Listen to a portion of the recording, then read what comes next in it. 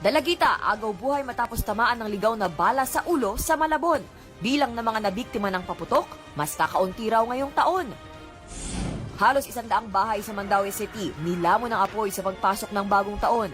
Sunog sumiklab din sa iba't ibang lugar sa Metro Manila.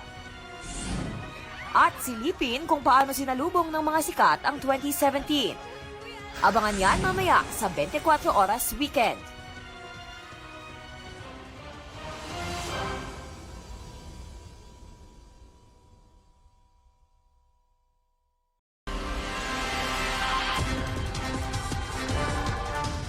Balik sa itim na Nazareno, patuloy na dinadagsa ilang deboto na hilot nagsuka dahil sa haba ng pila. 2 estudyante sa Norzagaray, Bulacan, pinangangambang nalunod matapos daw maligo sa ilog. Babaeng pasakay sana ng jeep sa Alabang, nabali ang paa matapos ma-hit and run ng pickup truck. At Miss Universe 2015, Pia Wurtzbach, hot and sizzling sa kanyang huling photo shoot bilang Miss Universe. Pero emotional sa farewell video.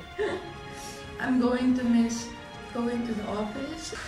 Abangan yan mamaya sa 24 Oras Weekend.